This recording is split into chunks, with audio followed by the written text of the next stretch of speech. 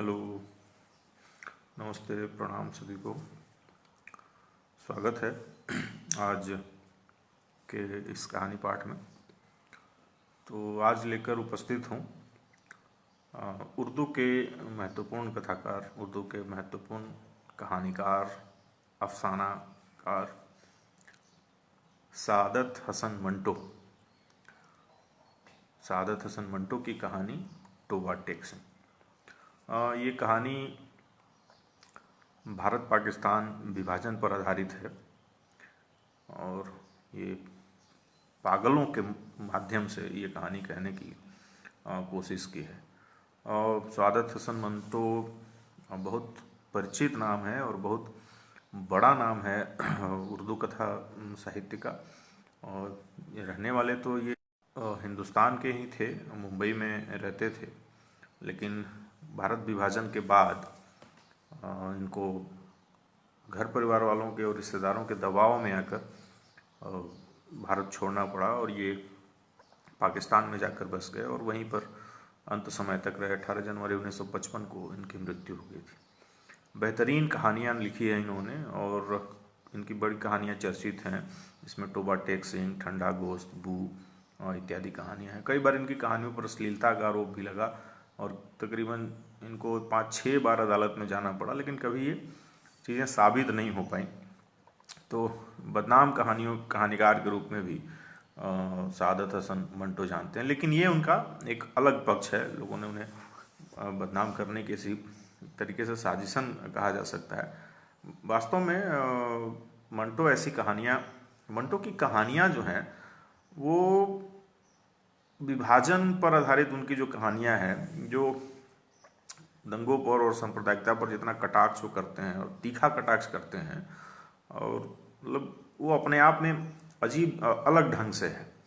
और कमलेश्वर कहते हैं कि अपनी कहानियों में विभाजन, दंगों और सांप्रदायिकता पर जितने तीखे कटाक्ष मंटो ने किए, उसे देखकर एक और तो यकीन नहीं होता कि कोई कहानीकार इतना साहसी और सच्चा हो सकता है। तो ऐसे थे मंटो।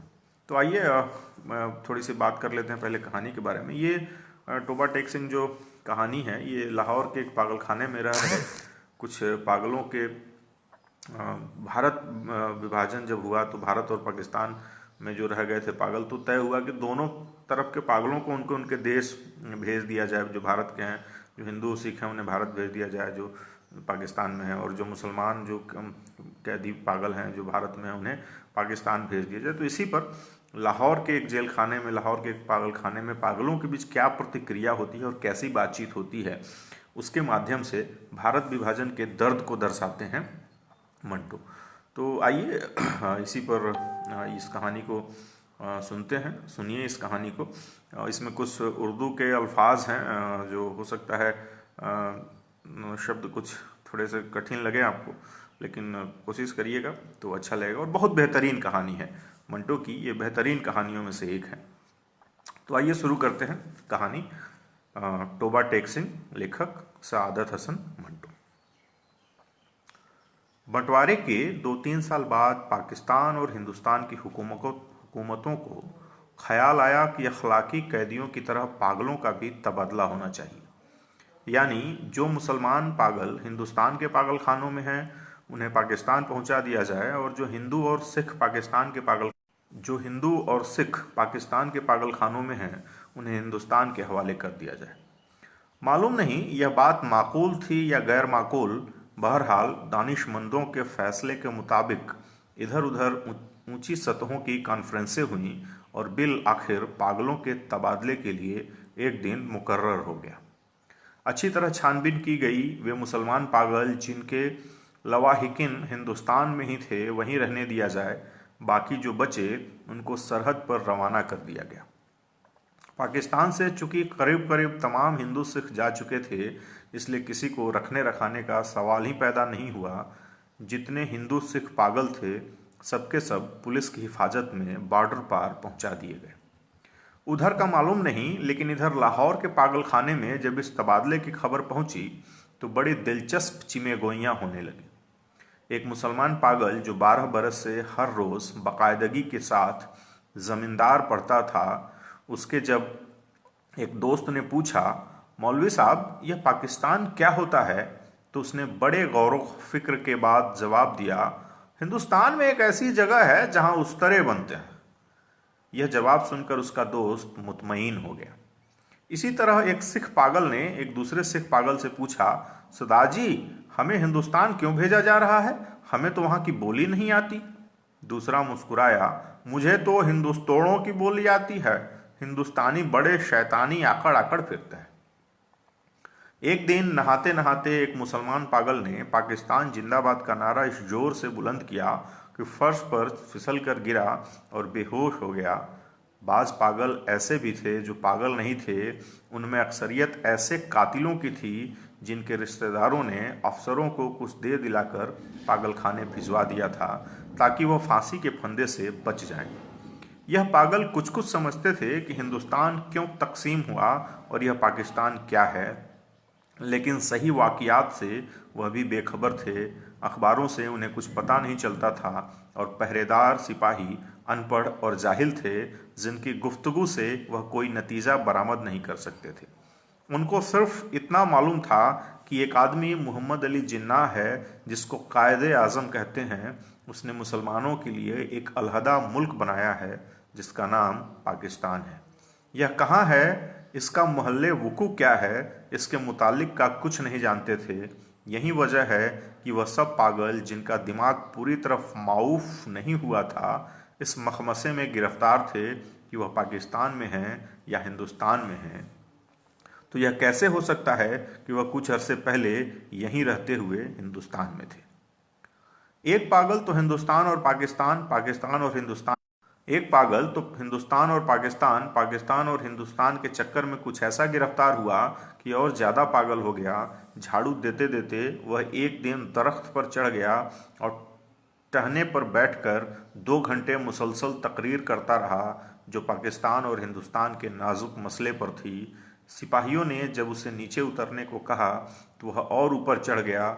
जब उसे डराया धमकाया गया तो उसने कहा, मैं हिंदुस्तान में रहना चाहता हूँ, न कि पाकिस्तान में। मैं इस दरख्त पर ही रहूँगा। बड़ी देर के बाद जब उसका दौरा सर्द पड़ा तो वह नीचे उतरा और अपने हिंदू सिख दोस्तों से गले मिल मिलकर रोने लगा। इस ख्याल से उसका दिल भर आया था कि वह उसे छोड़कर हिंदुस्तान चले जाएंगे। एक एमएससी पास रेडियो इंजीनियर जो मुसलमान था और दूसरे पागलों से बिल्कुल अलग थलग बात की एक खास रवीस पर सारा दिन खामोश टहलता रहता था। यह तब्दीली नमूदार हुई कि उसने अपने तमाम कपड़े उतार कर दाफेदार के हवाले कर दिए और नंग धड़ंग सारे बाग में चलना फिरना शुरू कर दिया। दक्षिणोट में के एक मोटे मुसलमान ने, जो मुस्लिम लीग का सरगर्म कारकुन रह चुका था और दिन में 15-16 मरतबा नहाया करता था, यकलख्त यह आदत तर्क कर दी। उसका नाम मोहम्मद अली था। चुनांचे उसने एक दिन अपने जंगले में ऐलान कर दिया कि वह कायदे आज़म मोहम्मद अली जिन्ना है। उसकी देखा देखी एक सिख पागल मास्टर तारा सिंह बन गया। इससे पहले कि खून खराबा हो जाए, दोनों को खतरनाक पागल करार देकर अलहदा अलहदा बंद कर दिया गया। लाहौर का एक नौजवान हिंदू वकील मोहब्बत में नाकाम होकर पागल हो गया था। जब उसने सुना कि अमृतसर हिंदुस्तान में चला गया है तो उसे बहुत दुख हुआ। अमृतसर की एक हिंदू लड़की से उसे मोहब्बत थी जिसने उसे ठुकरा दिया था, मगर दीवानगी की हालत में भी वह उस लड़की को नहीं भूला था। वह उन तमाम हिंदू और मुसलमान लीडरों को गालियां देने लगा जिन्होंने मिल मिलाकर हिंदुस्तान के 2 टुकड़े कर दिए हैं और उसकी महबूबा हिंदुस्तानी बन गई है और वह पाकिस्तानी। जब तबादले की बात शुरू हुई तो उस वकील को कई पागलों ने समझाया कि वह दिल बुरा न करे, उसे हिंदुस्तान भेज दिया जाएगा, उसी हिंदुस्तान में जहां उसकी महबूबा रहती है। मगर वह लाहौर छोड़ना नहीं चाहता था। उसका ख्याल था कि अमृतसर में उसकी प्रैक्टिस नहीं चलेगी। यूरोपियन वार्ड में 2 एंग्लो इंडियन पागल थे। उनको जब मालूम हुआ कि हिंदुस्तान को आज़ाद करके अंग्रेज चले गए हैं तो उनको बहुत सदमा हुआ। वह छुप छुप कर घंटों आपस में इस अहम मसले पर गुफ्तगू करते रहते कि पागल खाने में अब उनकी हैसियत किस किस्म की होगी, यूरोपियन वार्ड रहेगा या उड़ा दिया जाएगा, ब्रेकफास्ट मिला करेगा या नहीं, क्या उन्हें डबल रोटी के बजाय ब्लडी इंडियन चपाटी तो जहरमार नहीं करनी पड़ेगी। एक सिख था जिसे पागल खाने में दाखिल हुए 15 बरस हो चुके थे। हर वक्त उसकी जुबान से ही अजीबो गरीब अल्फाज सुनने में आते थे। औपड़ दी गड़गड़ दी ऑनेक्स दी बेध्याना दी मूंग दी दाल, औपड़ दी गड़गड़ दी ऑनेक्स दी बेध्याना दी मूंग दी दाल ऑफ दी लालटेन। वह दिन को सोता था न रात को। पहरेदारों का यह कहना था कि 15 बरस के तवील अरसे में वह एक लहजे के लिए कभी भी नहीं सोया था। वह लेटता भी नहीं था, अलबत्ता कभी कभी किसी दीवार के साथ टेक लगा दे लेता था। हर वक्त खड़ा रहने से उसके पांव सूज गए थे और पिंडलियां भी फूल गई थीं, मगर जिस्मानी तकलीफ के बावजूद वह लेटकर आराम नहीं करता था।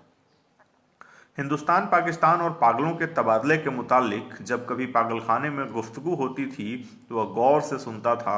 कोई उसे पूछता था कि उसका क्या ख्याल है तो वह बड़ी संजीदगी से जवाब देता, औपड़ दी गड़गड़ दी अनेक्स दी बेध्याना दी मूंग दी दाल ऑफ दी पाकिस्तानी गवर्नमेंट।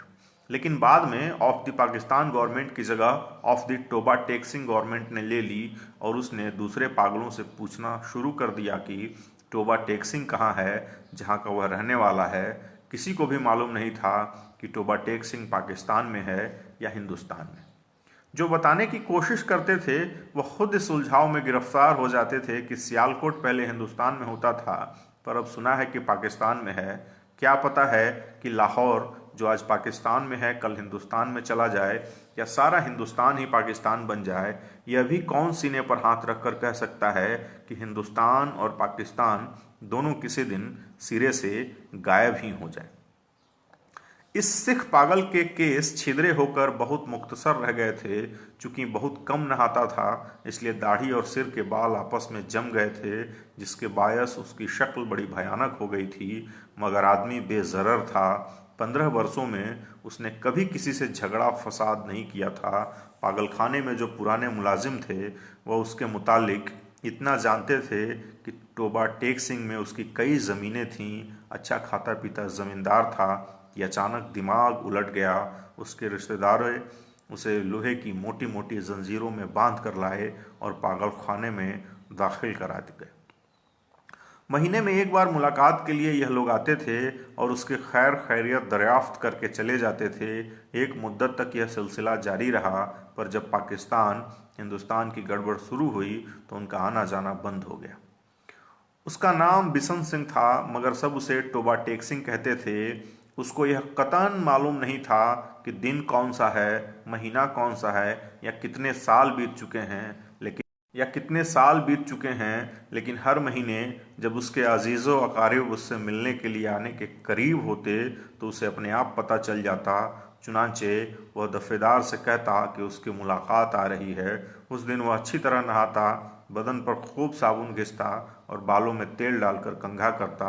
अपने वह कपड़े जो वह कभी इस्तेमाल नहीं करता था निकलवा कर पहनता और यूं सज बनकर मिलने वालों के पास जाता। वह उससे कुछ पूछते तो वह खामोश रहता या कभी कभार औपड़ दी गड़गड़ दी अनेक्स दी बेध्याना दी मूंग दी दाल ऑफ दी लालटेन कह देता। उसकी एक लड़की थी जो हर महीने एक उंगली बढ़ती बढ़ती 15 वर्षों में जवान हो गई थी। बिशन सिंह उसको पहचानता ही नहीं था। वह बच्ची थी, जब भी अपने बाप को देखकर रोती थी। जवान हुई तब भी उसकी आंखों में आंसू बहते थे। पाकिस्तान और हिंदुस्तान का किस्सा शुरू हुआ तो उसने दूसरे पागलों से पूछना शुरू किया कि टोबा टेक्सिंग कहाँ है। जब उसे इत्मीनान बख्श जवाब न मिला तो उसकी कुरेद दिन ब दिन बढ़ती गई। अब मुलाकात भी नहीं आती थी। पहले तो उसे अपने आप पता चल जाता था कि मिलने वाले आ रहे हैं, पर अब जैसे उसके दिल की आवाज़ भी बंद हो गई थी और जो उसे उनकी आमद की खबर दे दिया करती थी। उसकी बड़ी ख्वाहिश थी कि वह लोग आएं जो उससे हमदर्दी का इजहार करते थे और उसके लिए फल, मिठाइयाँ और कपड़े लाते थे। वह आएं तो वह उनसे पूछे कि टोबा टेक्सिंग कहाँ है। वह उसे यकीनन बता देंगे कि टोबा टेक्सिंग पाकिस्तान में है या हिंदुस्तान में। उसका ख्याल था कि वह टोबा टेक्सिंग से ही आते हैं जहाँ उसकी ज़मीनें हैं। पागलखाने में एक पागल ऐसा भी था जो खुद को खुदा कहता था। उससे जब एक रोज बिशन सिंह ने पूछा कि टोबा टेक्सिंग पाकिस्तान में है या हिंदुस्तान में, तो उसने हस्बे आदत कहकहा लगाया और कहा वह पाकिस्तान में है न हिंदुस्तान में, इसलिए कि हमने अभी तक हुक्म ही नहीं दिया।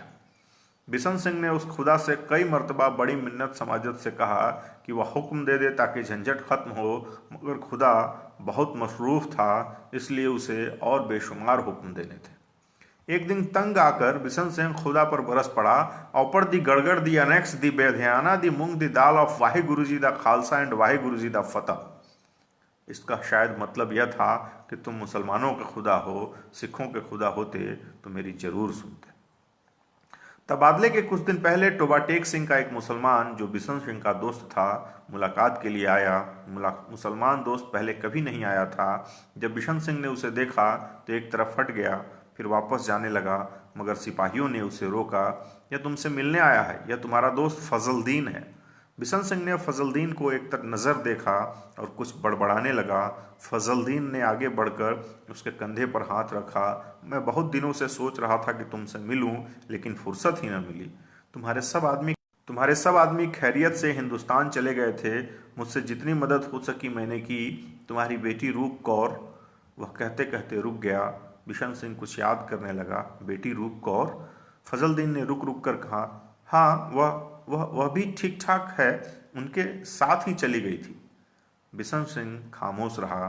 फजलदीन ने फिर कहना शुरू किया, उन्होंने मुझे कहा था कि तुम्हारी खैर खैरियत पूछता रहूं। अब मैंने सुना है कि तुम हिंदुस्तान जा रहे हो। भाई बलवीर सिंह और भाई बाधवा सिंह से मेरा सलाम कहना, और बहन अमृत कौर से भी। भाई बलवीर से कहना कि फजलदीन राजी खुशी है। 2 भूरी भैंसें जो वह छोड़ गए थे उनमें से एक ने कट्टा दिया है, दूसरे की कट्टी हुई थी, पर वह 6 दिन ही होकर मर गई। और मेरे लायक जो खिदमत हो कहना, मैं हर वक्त तैयार हूँ, और यह तुम्हारे लिए थोड़े से मरोड़े लाया हूँ। बिशन सिंह ने मरोड़ों की पोटली लेकर पास खड़े सिपाही के हवाले कर दी और फजलदीन से पूछा, टोबा टेक सिंह कहाँ है? फजलदीन ने कदरे हैरत से कहा, कहाँ है? वही है जहाँ था। बिशन सिंह ने फिर पूछा, पाकिस्तान में है या हिंदुस्तान में? हिंदुस्तान में?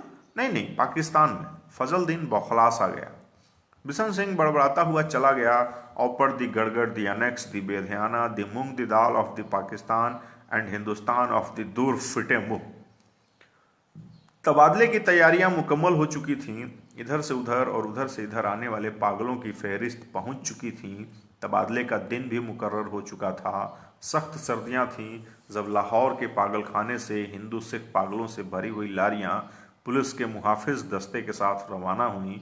मुतालिका अफसर भी हमराह थे।